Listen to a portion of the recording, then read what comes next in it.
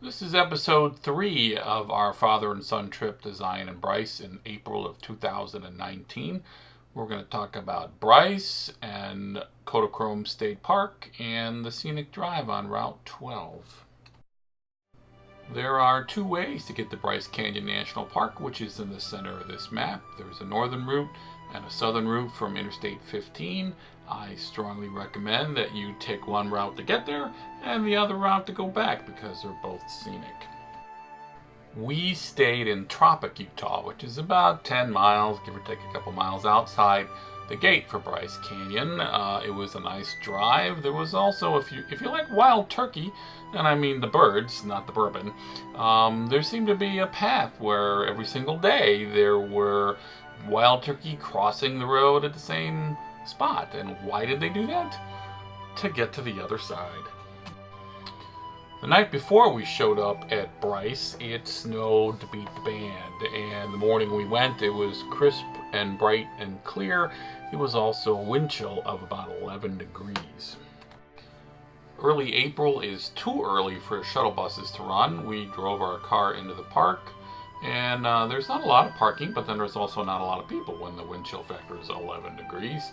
The park is still just beautiful. We did see enough of it to make our trip worthwhile.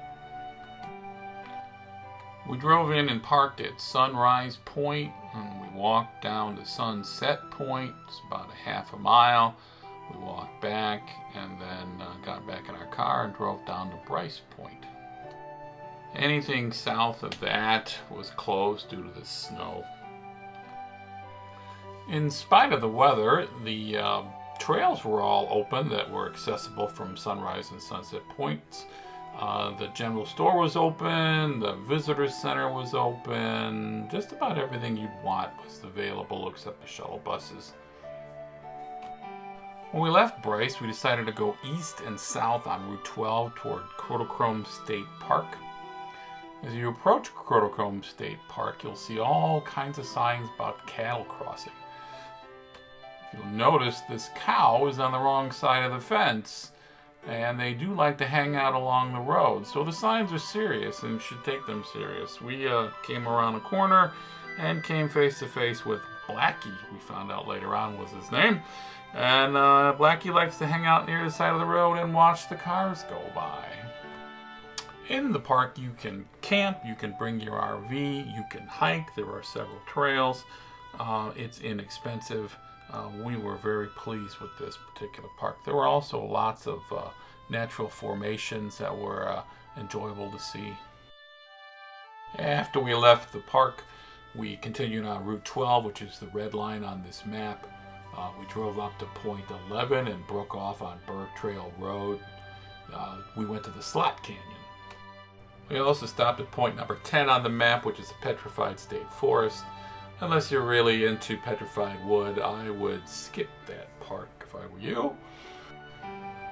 After the park, we stopped at the Visitors Center, which was very nice. The park rangers are very friendly. There's a gift shop there. There's bathrooms. It's just a nice stop along the way. Driving down Route 12 is just absolutely stunning. There's beautiful scenery around every single corner. You just want to stop, but if you want to get anywhere, you can't do that. We stopped a few places and took some pictures, but it was just absolutely gorgeous. We eventually made our way up to the Burr Trail Road and went to the Slot Canyon, which was unmarked, except for the fact that I recognized it as we were driving along. When we got there, we were the only ones present at the Slot Canyon, so we got it all to ourselves. By the time we got to the back and got out, there were several more people there. It's not much parking, but it was an absolutely beautiful place to see. So those were the highlights of our trip. I hope you enjoyed it. If you did, please watch episode 2 about Zion. And if you're going to the parks in the near future, please watch episode 1 about logistics.